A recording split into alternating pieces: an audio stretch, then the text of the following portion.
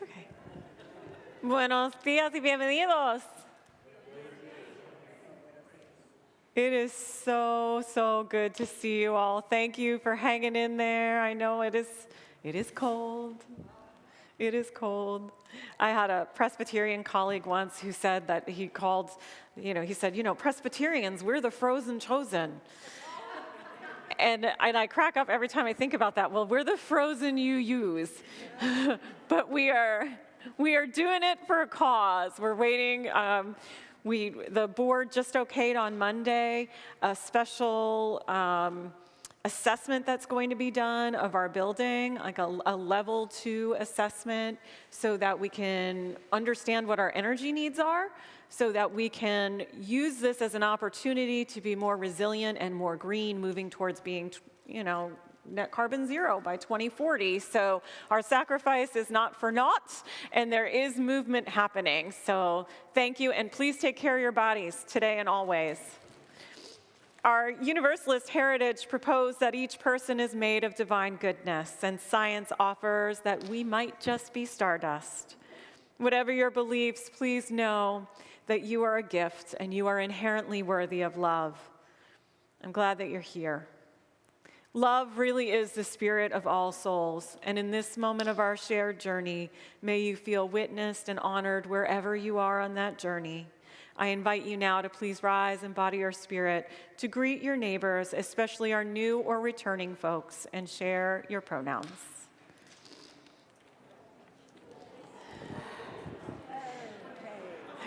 Good morning.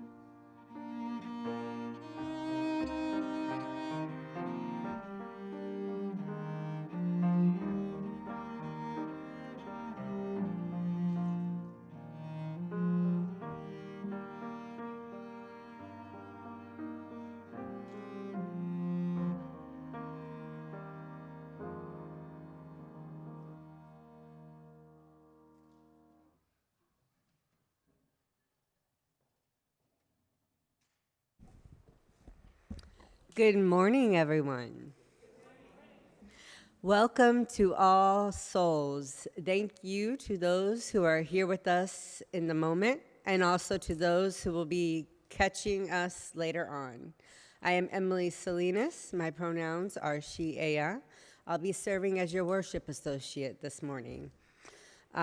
Together with Reverend Katie, our senior minister, she, ella, and Liz Elsmore, we are your worship team on the chancel today, and of course you can see we have some special guests as well. We have Nancy Bainey and Jean Miller. Today, people of all ages are joyfully welcomed in service. We also have nursery care that is available if that works best for you. At the end of your pews, you should see a connection card. This card is a great way to let us know if you are in need of support, assistance, you have a new contact information, or an interest, comment, or question. You're welcome to place that card into the offering basket. Our Soul Matters theme this month is transformation. Sign up for In the Know to get the packet so that you can engage with those materials at home and at All Souls in person and online. Thank you for being here today. Emily. In case you missed it, I made an announcement earlier that we are about to have an energy audit done of the building, which is going to help us to decide the most green and energy efficient way to replace the boiler. So thank you for staying bundled and making it through this time as we hold out so that we can make decisions that move us toward our goal of being net carbon zero instead of away from that goal. Ramadan Mubarak to all who are observing Ramadan this month. Ramadan began on March 10th. I want to thank Cece, Virginia, Bruce, and Phil because these drapes are so pretty. Yay, thank you. It's really good to see some more color in this space. I'm very excited and continue to hold the vision with John Burns and others of some beautiful flowers along this great wall someday to bring a little extra pop of color in here. I hope after service, when we have coffee, you continue to hang out because Dr. Ben Clark will be with us and we'll be talking about environmental racism here in Indiana. We made the Indy Star this morning. Thank you, Ellen Mathias, for that fantastic press release. So we may have a pretty packed auditorium, which means it'll be warmer because there'll be still more bodies in here. All the more reason to come on back after coffee. Also, we are still in our stewardship season. Thank you all so much for those of you who are able to get your pledges in already. If you haven't yet, if you flip over the order of celebration, you'll notice there's a QR code. You can just pick up that QR code and take care of everything there, or you can meet folks after service in Harris Hall, and they'll get everything done for you. We are handling things digitally. If you do need a printed card, though, don't hesitate to let us know, and we'll make that happen for you. As we begin our time together, let us acknowledge the land itself and those who've sustained it through the generations. We are upon the unceded land of the Lenape, Miamia, Kaskaskia, Shawnee, and Kickapoo people who were pushed from their land and whose children have been stolen for generations. As we strive to be a community of justice, may we continue to find ways to make real reparations.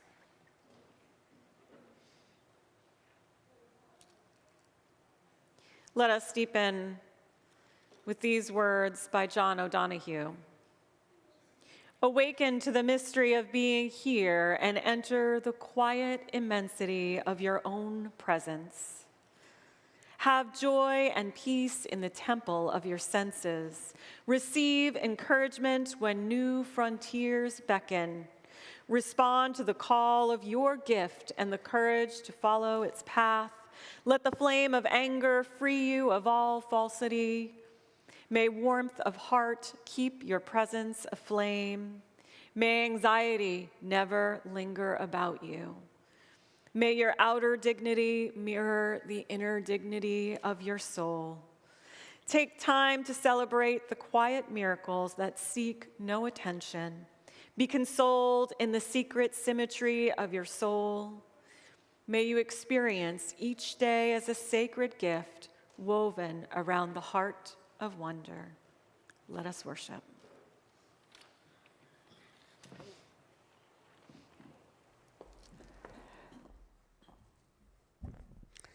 The ritual of lighting our chalice reminds us to continually renew our promise to live unto our covenant, to put love into action, and to live out the community of love and justice that we aim to be. I have asked Miss Ada to help us today in lighting our chalice. At this time, please rise and body our spirit as we share the words printed in our order of service. in Spanish and English. And if you are with us online, please let us know in the chat where you are lighting your chalice from.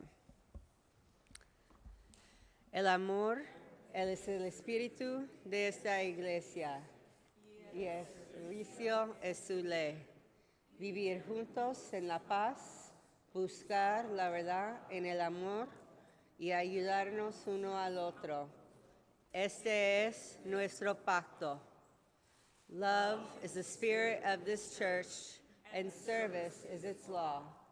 To dwell together in peace, to seek the truth in love, and to help one another. This is our covenant. Thank you.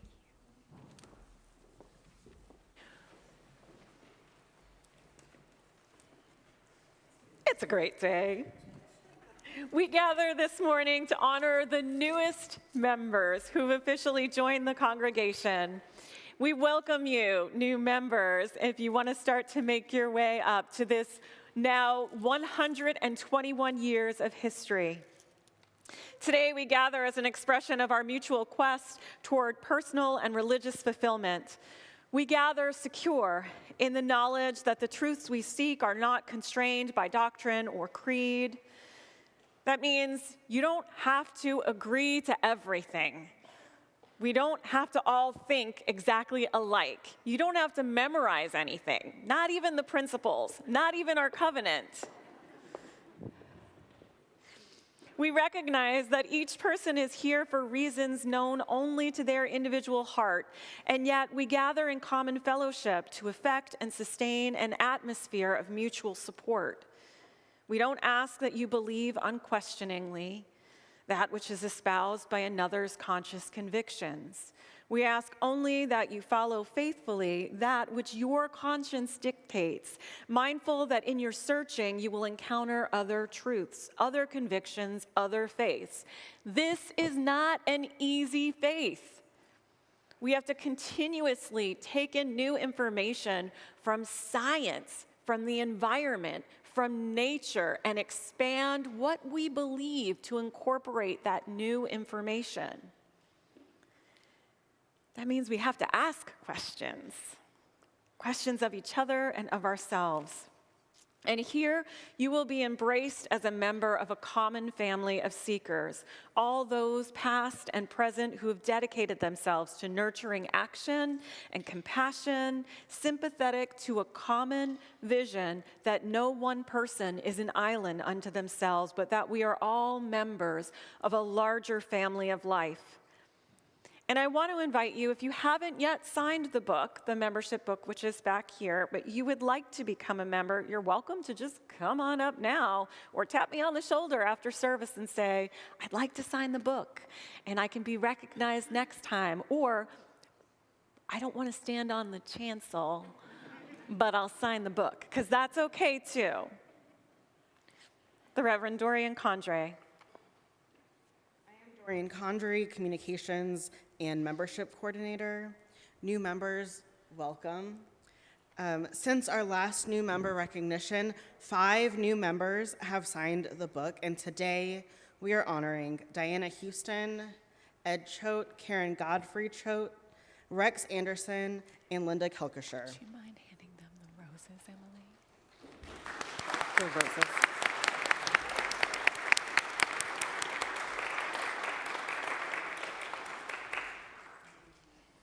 We have some gifts for all of our new members, a rose, and then a bag of goodies. Yes. And a reusable bag.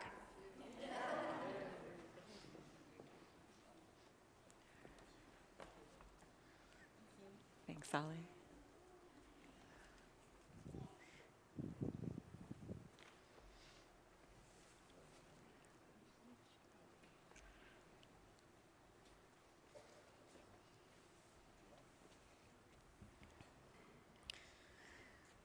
New members, please respond with "we do" to each statement as I read it. As new members, we accept the responsibilities and freedoms associated with membership in a Unitarian Universalist congregation. We do. Yep. To pledge support to support this religious community with our time, gifts, and substance, and to join the members of All Souls, a common quest for religious and spiritual understanding and for common purpose of leading reverent and compassionate lives. Thank you. As you cross this spiritual threshold into the deeper life of our congregation and journey together, I invite the congregation to share some words, and Jean Miller will lead those. We bid you welcome as you come with anticipation and joy. We hope that you will find here room to grow and flourish in mind, body, and spirit. We accept you into our community as companions in the spiritual journey. We pledge to rejoice with you in times of happiness, to grieve with you in times of sorrow, and to share with you all the blessings of our free faith. Let us also please read the unison reading, which begins, "Be ours a religion." Be ours a religion which like sunshine goes everywhere. Its temple, all space. Its shrine, the good heart. Its creed, all truth. Its ritual, works of love. Its profession of faith, divine living. Thank you. Welcome. Welcome.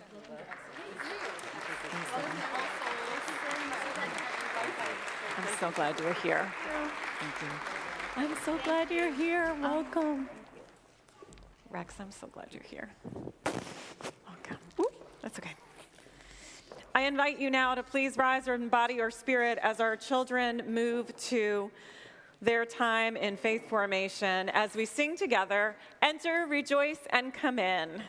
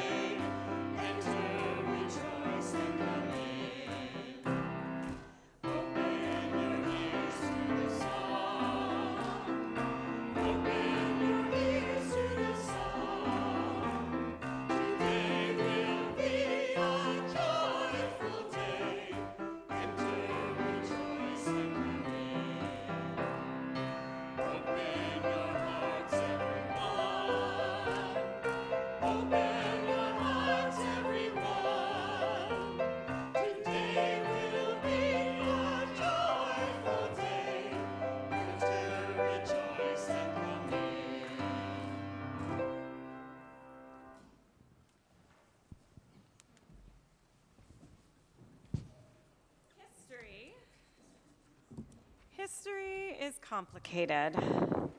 Oftentimes we find there's much to be proud of, much to celebrate, but there is also much to grieve and much to build from.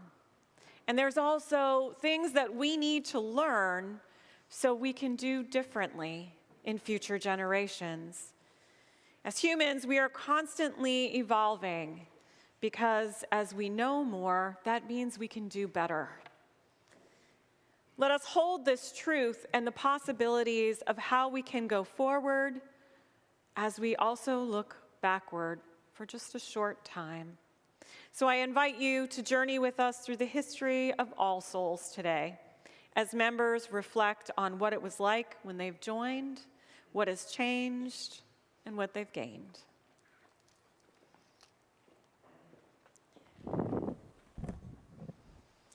My husband and I joined the church in 1977 after finding out about Unitarianism from a member we knew.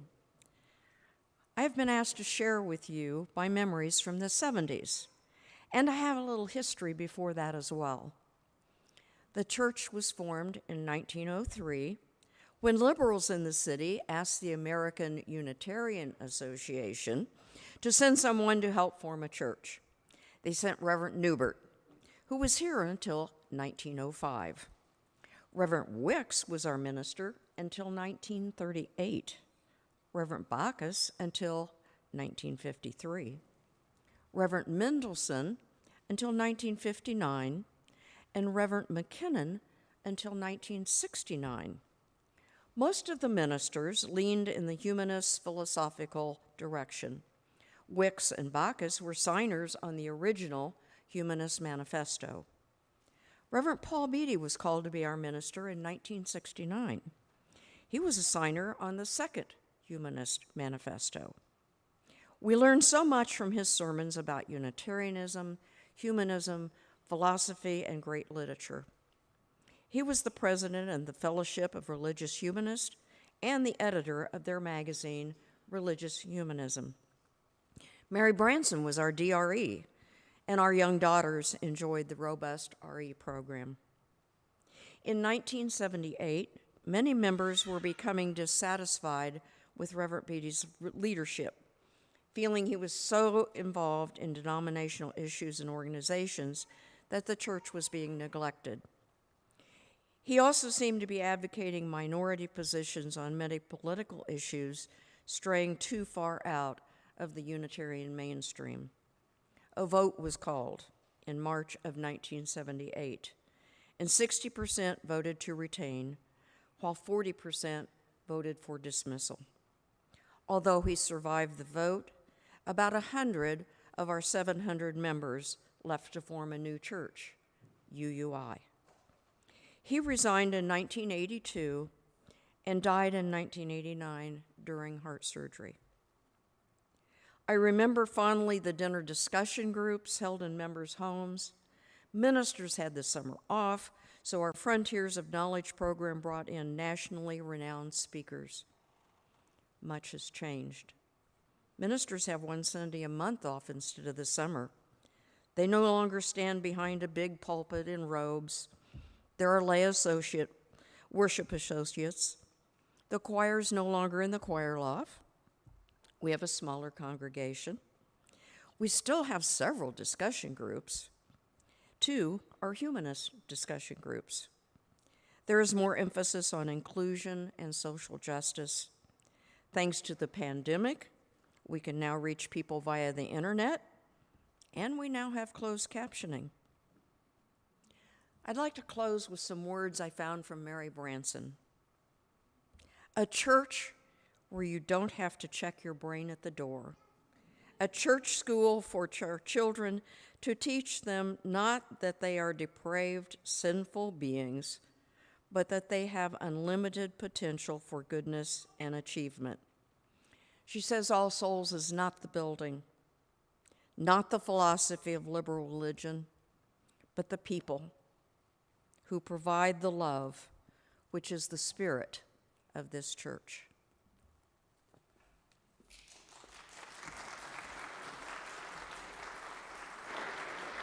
Please rise in body or spirit as we sing together, Let the Life I've Lived.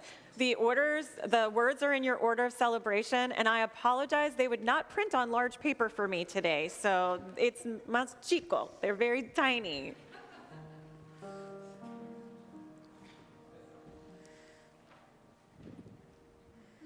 Let the life I've lived speak for me. Let the life I've lived speak for me. When I come to the end of this road and lay me down my heavy load, let the life I've lived speak for me.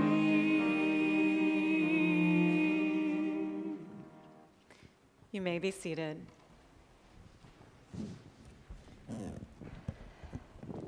Good morning. Good morning. I've been asked to cover the years 2000 through 2020. My husband Matt and I joined All Souls in 2003. I think we came for the first time sometime in the year 2000. What I remember about that first visit was 2 things. That Reverend Bruce's sermon made me feel like I was in a college classroom and really needed to pay attention. and meeting the wonderful Linda Burns. Linda, are you here today? It's right over there. Linda. So when I met Linda, she told us about a Mother's Day Out program that she ran here in our preschool classrooms 2 days a week. As an overwhelmed stay-at-home mother, I was thrilled to hear about this. Both of our children attended that program and were lovingly cared for by Linda. When they were old enough, they then both attended Northeast Cooperative Preschool, which was housed where the Head Start preschool is now. What I loved about those days was how comfortable my kids were in this building. It was their school home and their church home. Between 2000 and 2010, church life felt very consistent. The church was lay-led, with the minister in charge of giving sermons and providing pastoral care only. Our board, committees, and program council ran the church. We were distanced from the UUA and somewhat in our own little bubble. We had a lot of families attending then, and the Earth Day Festival opening ceremony, as well as the Brown County Retreat, were well-loved and well-attended annual events. We held a successful capital campaign, which, among other things, added our atrium space and elevator. And we shrank a bit during this time. Our monthly average Sunday attendance went from 175 in 2000 to 135 in 2010. For reference, so far in 2024, our average Sunday attendance has been 74 in person, but 48 online. Since Reverend Bruce's ministry ended in 2011, we have experienced so much change. We have been through 2 interim periods and have called 2 settled ministers, Reverend Anastasia, our first female minister, and Reverend Katie, our first minister of color. We started hearing and using words like worship and holy, which was a big change. We changed our governance style, and our minister now manages the business of the church in shared ministry with the board. We re-engaged with UUA and enjoyed all the benefits of that. For example, our youth participated in regional youth conferences, or cons, for the first time, expanding their UU network and experience beyond our walls. We expanded our religious education program to include the entire lifespan and offered an abundance of programming for adults for the first time. We lost our longtime live-in sexton and building expert, Milton Parks. We began our journey to become anti-racist and committed to becoming a beloved community. What has not changed in these 20-plus years is the way that I feel about All Souls and the way being part of this community makes me feel.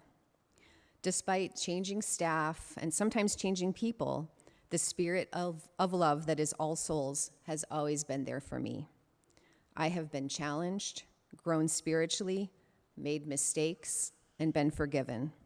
Here, I have felt known, supported, cherished, and loved through my life's journey, and I know that will continue for me and also for all of you.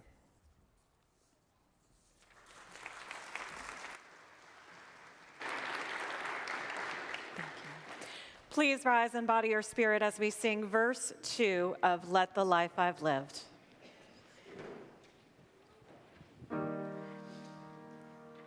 Let the friends I've made speak for me. Let the friends I've made speak for me. When I come to the end of this road and I lay down my heavy load, let the friends I've made speak for me.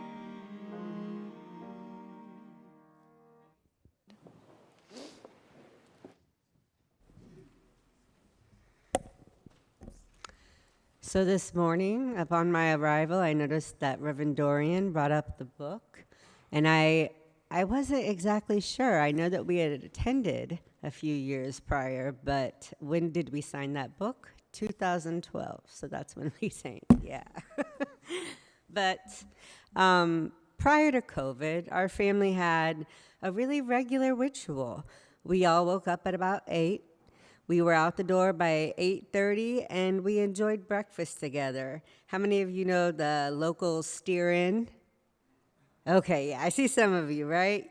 Well, I gotta tell you, in some ways, this was my church before church. We were those proud regulars on Sunday mornings, at least 8 years strong before the shutdown. And always about 5 of the same friendly faces sitting at the counter would greet us as we walked in the door. And we would always sit at our booth, which always seemed to be available, and we each ordered our breakfast, rarely changing it up. It was memorized by our waitress, right, Miss Sadie. And we enjoyed what was really, for our busy family, often one of the few quiet family meals that we had together each week.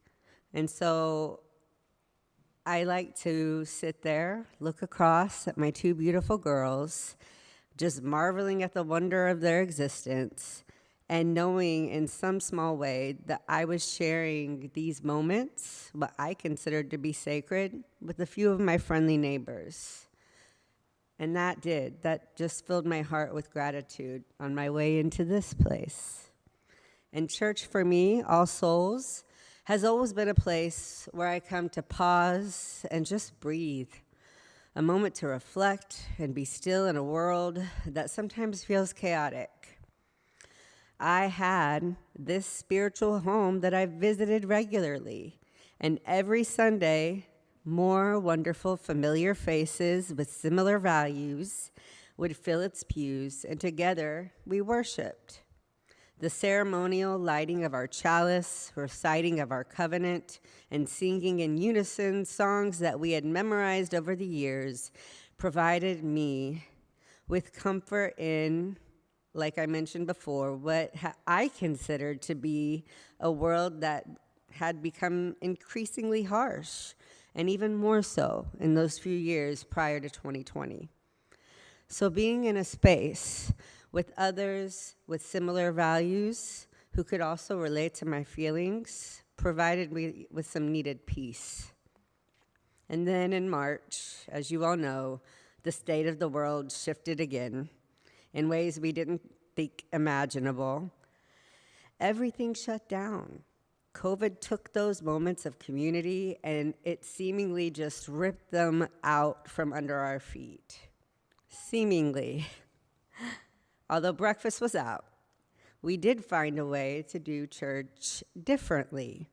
Zoom, surprisingly, provided a new platform for us to come together safely. Although I personally prefer the energy of being here in person, I do admit that I came to enjoy the ability to chat during service, whether checking in with somebody individually or sharing praise for a song or a poem. It was a new way for us to connect while in service. And then also, for an introvert like me, coffee hour with random breakout rooms even provided me with opportunities to get to know some fellow congregants who, despite having attended All Souls for quite some time, I didn't really know them all that well. The breakout room gave us small discussion groups and a chance to meet people that maybe we wouldn't have approached on our own during coffee hour. And so now here we are. Hallelujah. And I have to say, I've come to appreciate the resilience that in general the human spirit holds. I understand better the old saying that there is always a silver lining if you are willing to look for it. I learned about my own personal spiritual needs and preferences. For me, I still like the ritual of saying our covenant and singing as a group. And I feel that I'm in the holiest of places when our voices come together in harmony as we sing. My own individual voice, believe me, doesn't cut it. but when it's combined with everyone else's. And so while I'm undoubtedly grateful for the return of these rituals, I'm also grateful for the lessons I learned during COVID church. You may have noticed, as I have, that there have been some changes. Our order of service doesn't always quite seem to be in the right order. We start at 10:30 now. And while we learn new songs, and we're learning new songs as a congregation, and because they are new to us, someone will inevitably break that harmonious flow, probably me. But as our repertoire of songs continues to grow and change, so do we. Change, albeit painful at times, helps us grow. It's the one constant and certainty that we are guaranteed in life. And in an unprecedented time, our community was able to adapt, to change, to overcome those initial struggles in order to maintain our sacred sense of community. Our resilience and our ability to adapt and change with the time has really carried us far. It's taught us a lot. And I think that if we keep these lessons at the center, it will continue to lead us in the right direction. Oh, please rise. Thank you, Emily. Please rise for verse 3.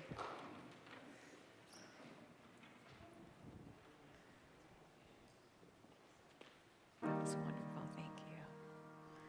Let the work I've done speak for me. Let the work I've done speak for me. When I come to the end of this.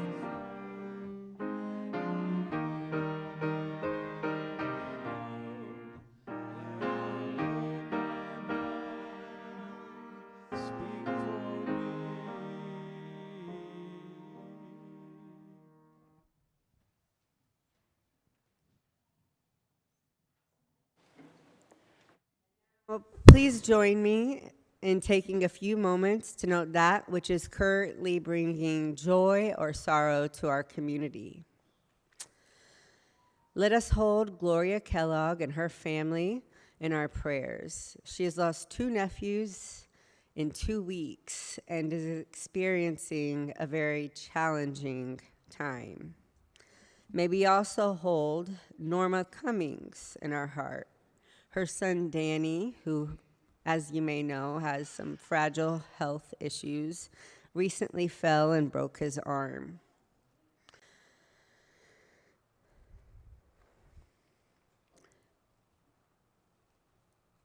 And now, let us hold a moment of silence together for the joys and sorrows in our hearts that are yet unnamed.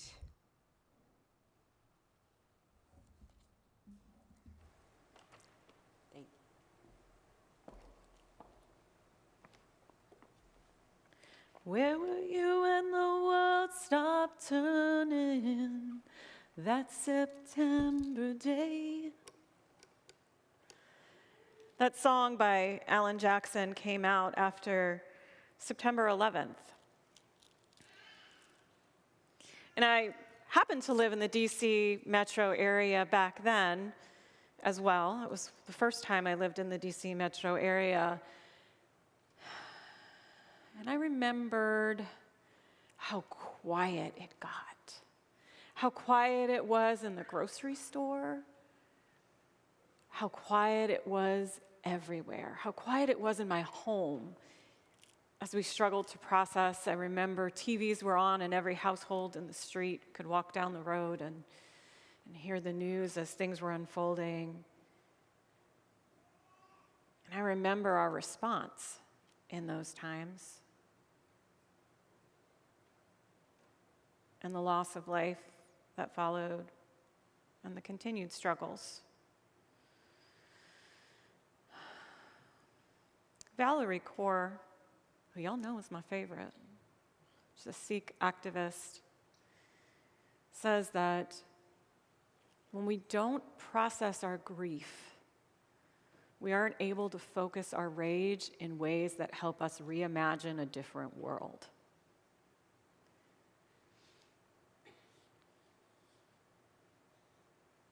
My second time in DC was my previous ministry before coming here. I served a large congregation, and we were boots on the ground in DC. So when the world shut down in March of 2020,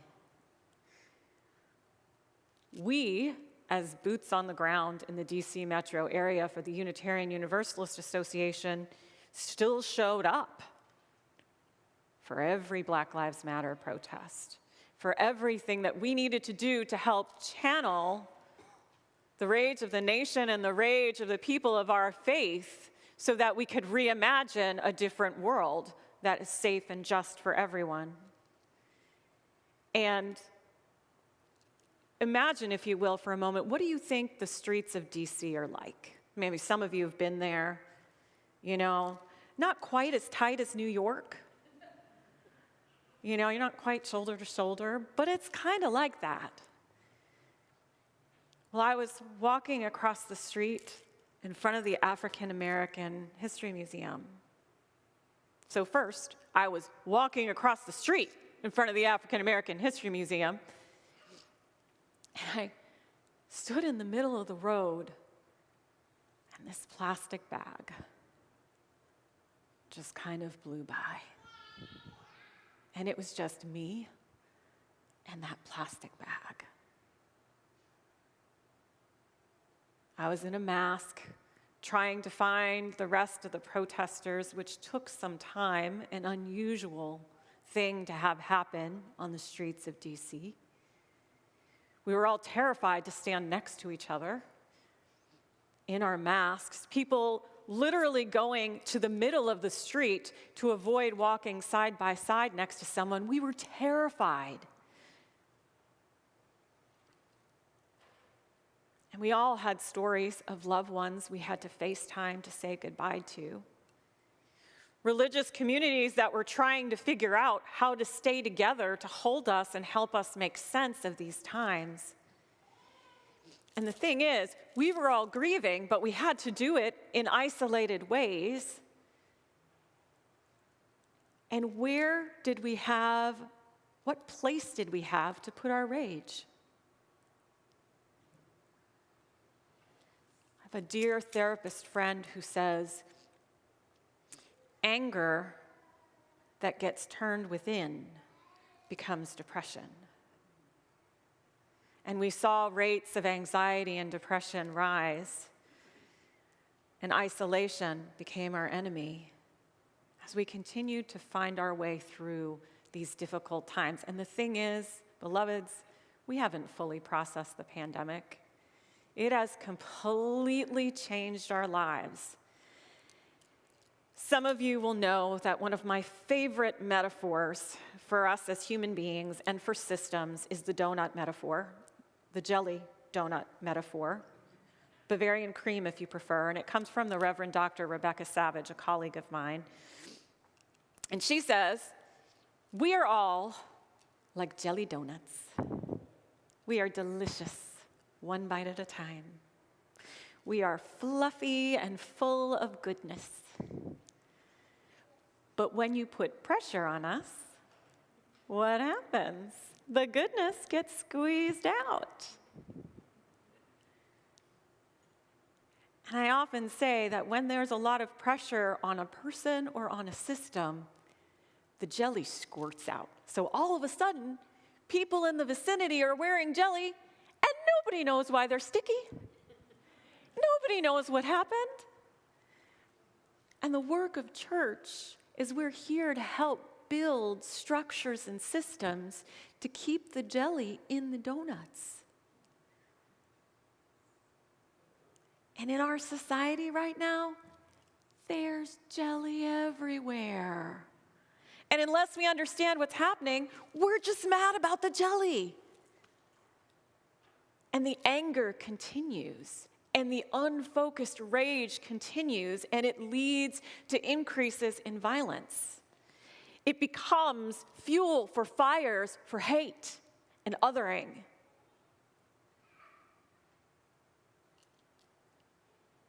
I want to take you on a short journey to understand the phases of trauma and disaster. Because when we understand these phases, we can start to build structures to keep the jelly in our donut and also to hold space for opponents, as Valerie Kaur would call those with whom we may not agree, or those who may be doing things that cause us harm. To hold that space so that we can have conversations that put those structures in place. I'm going to have to start passing out donuts in service whenever I bring this metaphor up. As a military chaplain, I share this model often. It's from SAMHSA, and we share this with folks when they're experiencing impact or sometimes when they're in recovery. But there's an impact phase, and this is when people seek survival. We realize that something has happened, and our illusion of control is completely stripped away. And that's when we do survival things. Anyone still have toilet paper hoarded? How about those wipes? We do impulsive short-term things. And then we move into this phase called the heroic phase. Now, with COVID, we had this long impact. That impact phase really lasted for a while, and it wore some of us down. But then we had that heroic phase, and this is where we get into it. We are going to help ourselves. We are going to help others. We feel an increase in adrenaline, and this is when, people are singing from balconies, and we're thanking our healthcare workers, and we're thanking our grocery care workers, and we kind of feel like, as we move from that heroic phase into the honeymoon phase, like, we've got this. Look at us, we're working together. Look at the goodness of humanity.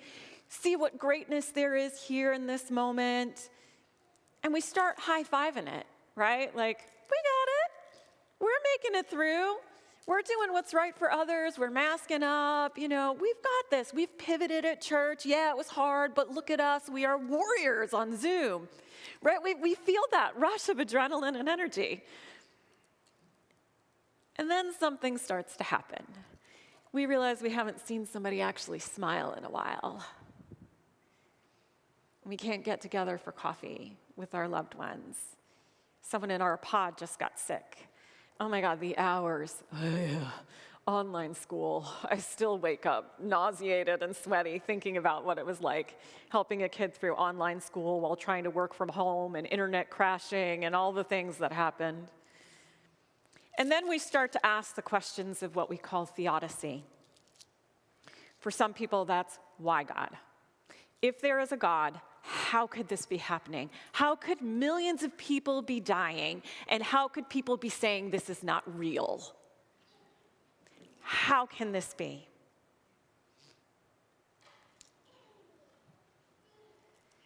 And we start to try to struggle. And this period of disillusionment can last for over a year. And you think about COVID, which was sustained, that extends potentially the period of disillusionment.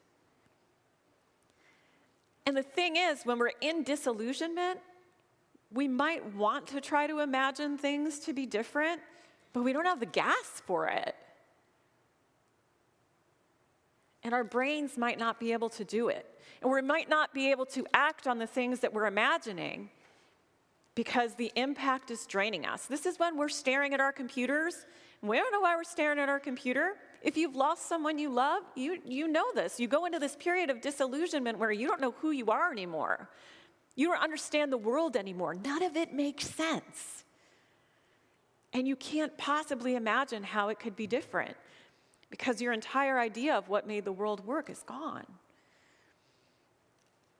And eventually, we start to move into a place of recovery, where we start to make meaning. Now, as Unitarian Universalists, I can't definitively say to you, yes, beloved, there is a plan. Not only might that not be your belief system, But I also can't say that with certainty. I can't promise you anything with certainty except that life will change and that we have the capacity to make meaning. And if we cannot make meaning alone, we can make meaning together. And that someone from this community, myself or someone else, will be there to hold your hand in the journey. That is what I can offer you as certainty. So this work of psychological and spiritual recovery takes time, and the jelly is going everywhere. We're irritable. I'm irritable. This is where, so many relationships struggled during this time. And then also during this time period, anniversary reactions happen. So you may not be conscious of this, but if you've had a loss in your life or if you have had another trauma in your life, people around you might notice that you get a little irritable at certain times of the year. And oftentimes, if we trace that back, we find out that it's near the anniversary of a death, the anniversary of a major surgery, a diagnosis, a major change. These things that have fundamentally changed who we are in our worldview. But when we know that these things might be happening, when we start to get snappy and irritable, or all of a sudden we're sleeping more or eating less, and the jelly's coming out of our donut, we can say, I think I know what's happening here. I'm feeling something. I'm feeling something in my body. And we can increase our self-care practices to put the jelly back in the donut or to keep it there.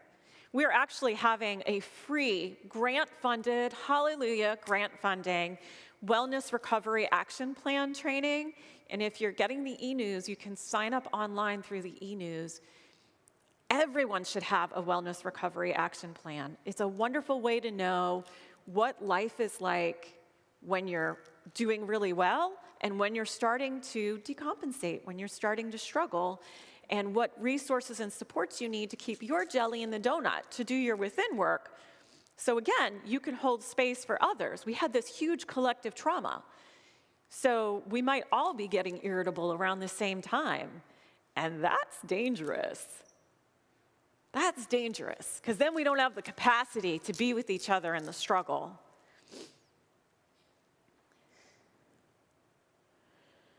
And eventually, we get to a place where we're doing recovery and reconstruction.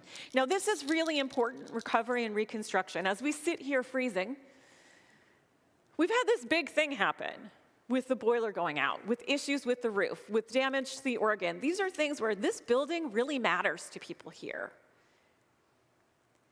And when you're already hurting or already activated and stuff like this happens in your environment, it's hard to reimagine new ways of being. But what we're looking to do is make the community more resilient, make funding the work of this community more resilient, and make our building more resilient and more green for a brighter future. I want to tell you a few ways that we're doing that. We have an amazing fundraising task force which is looking for ways to create multiple streams of revenue for our congregation. Something that we learned, we knew this, right? We knew that the 1950s model of church wasn't working. We knew this in the 80s when things started to fall apart and membership started to decline. We knew that churches could no longer run based on pledges alone. So there was a huge push for endowment funds. Thank you to all who contributed to the endowment, which continues to fund a part of our operations budget. So endowment, awesome thing to do. But we learned in the 90s and the 2000s that pledges and endowment alone will not fund a community. So we started to think about ways, creative ways, that we could have multiple streams of revenue. Now, we are blessed to have an amazing renter with the East Coast Migrant Head Start program, and that is a missional program. In some ways, we serve as an informal interfaith space because we rent to a Muslim group and a Christian group that you all will meet next week. They're an LGBTQ, intentionally LGBTQ positive community. And we're going to have a special service with fresh baked bread by Jim Scremency. But that is a way that we are becoming more resilient, and the fundraising task force is looking for other ways for us to be that way. Making the choice to be cold in our sanctuary, doing this risky thing, well, instead of just trying to replace an expensive boiler that isn't going to make us green and more resilient, that is a courageous choice. Because the easy answer is to just fix the immediate problem instead of planning for a bigger, brighter future. My goodness, we got a quote on geothermal. And if we could do geothermal, like what if we were off grid? How could we serve our community if we were off grid? Like, wouldn't that be cool? So this wonderful phase of reimagining, doesn't that give you life? Doesn't that pump up your donut? It does.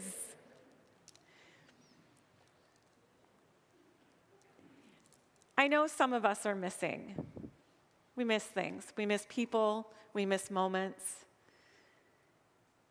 And I also know that together we've made meaning here in this community. And if you're here, you have, I saw a meme that said this, if you're here, you've survived 100% of your worst days. That's a pretty good track record. That means you have the skills, gifts, talents, and abilities to make meaning in your life. And it means that you've got the skills, gifts, talents, and abilities to help others make meaning. And this time, where war continues to rage in so many places across the globe, and where the war for democracy is on in the United States, the war for our bodies, for not just equality, but equanimity, is on in our country. We need the ability to make meaning. We need the ability to care for ourselves and to better care for others and to process our grief so that it does not turn within and harm us and it does not squirt out and harm others. We have a ritual today that I'm going to invite you to participate in if you feel called. And I invite you to grab a little bit of salt and to think about what you're grieving. And maybe you don't even know what it is that you're grieving, but there's a sense in your body. Sometimes we just feel not right. Sick to our stomachs or a tightness in our chest. But please think of what that is. And this is our community water, which is created once a year and is self-perpetuating. And I boil the hell out of it every time I pull it out. And then I put it back in a jar. And it waits for us for the next time we use it. But I invite you to add some salt to it. Salt water, so much like the ocean, so much like our tears. And then I invite you to grab something sweet and to think about maybe the meaning or the promise of the meaning that you will make in life, or the meaning that you've already made, the good that has come from the change, or the good that you have created because of the change. Your strength, your resilience, the community's strength, the community's resilience, the promise of a future where there really is justice for all. So I invite you now to please come forward. Liz is going to play some music. Liz and Susan will play some music. We have cello too during this part? Oh, isn't that sweet? Please come forward. May your hearts be healed. May they be restored.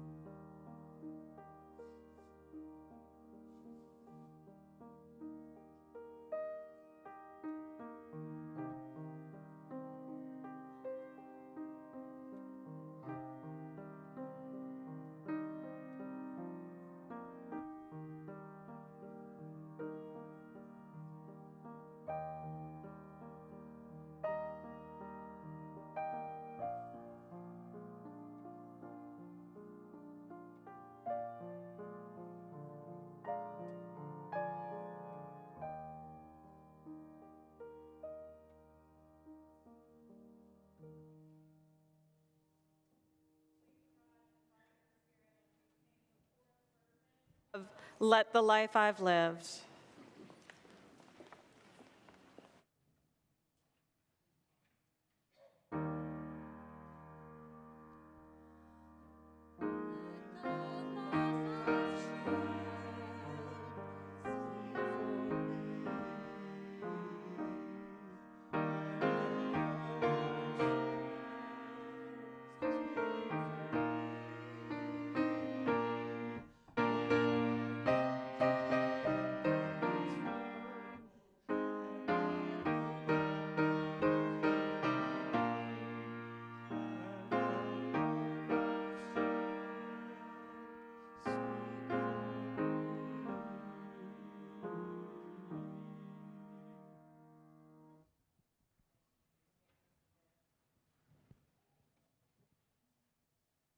Love that we've all shared speak for us. We don't always get it right in life, and that's okay. It's about being in an accountable relationship and figuring out the next best right thing all the time. Trying to make things right when we've gone astray and trying to just keep on keeping on, and we do that together. This week, we're sharing our offering plate with the Minister's Discretionary Fund, or sometimes, as I call it, the Community Support Fund. This is the fund that is available to me so that beloveds in our community can come to me in a time of crisis, and we are able to make sure that that electric bill gets paid, that the rent gets paid, that that unexpected medical bill gets paid. We also are able to offer gift cards for food and gas in times of need. So I invite you now, as today's offering is gratefully received, to please give generously and want to say thank you for your generosity as well. We've helped a lot of folks within the community be more sustainable this year because of your generosity. Thank you.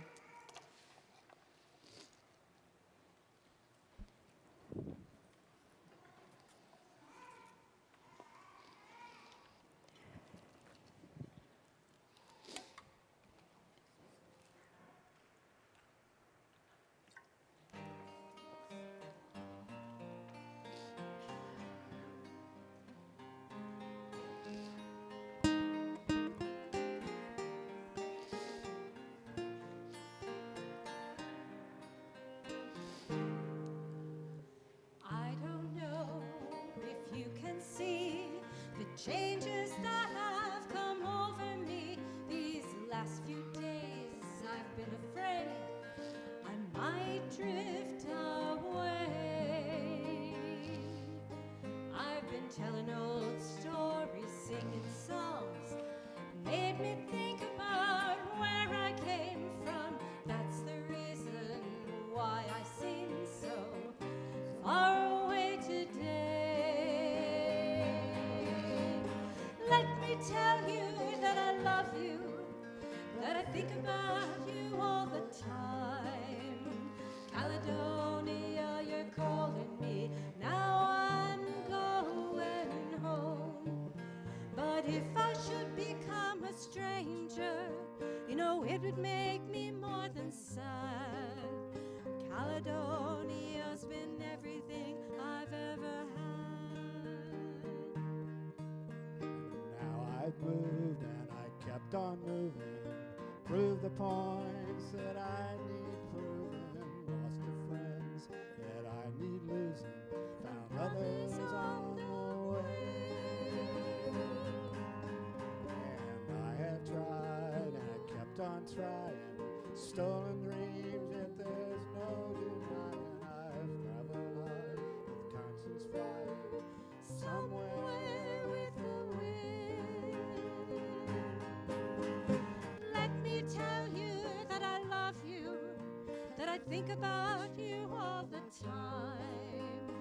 Caledonia, you're calling me, now I'm going home. But if I should become a stranger, you know it would make me more than sad. Caledonia's been everything I've ever had.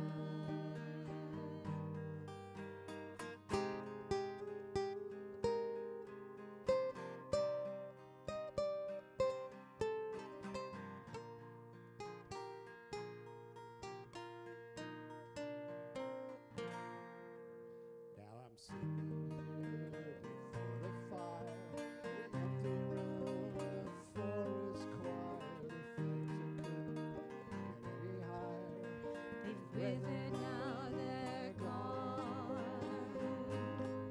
But I'm steady thinking my way is clear, and I know what I will do tomorrow. When hands have shaken and kisses blown, then I will disappear. Let me tell you that I love you, that I think about you all the time. Caledonia, you're calling me, now I'm going home. But if I should become a stranger, you know it would make me more than sad. For Caledonia's been everything I've ever had. Caledonia's been everything I've ever had.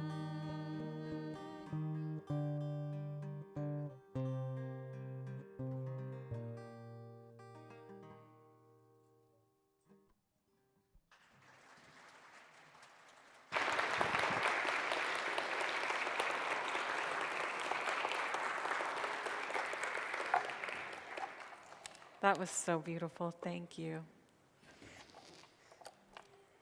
The words of the Reverend Dr. Wayne Arneson.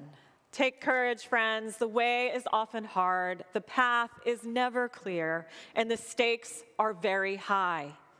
Take courage, for deep down there is another truth. You are not alone. So let us take that truth into our day and into our week and keep on moving forward, beginning with our postlude.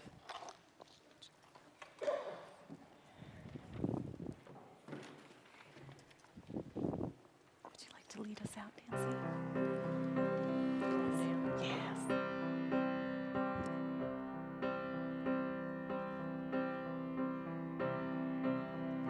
Gonna keep on moving forward. Keep on moving forward. Keep on moving forward. Never turning back. Never turning back. Gonna keep on moving proudly. Keep on moving proudly. Keep on moving proudly. Never turning back. Never turning back. Gonna keep on loving boldly. Keep on loving boldly. Keep on loving boldly. Never turning back. Never turning back. Gonna reach across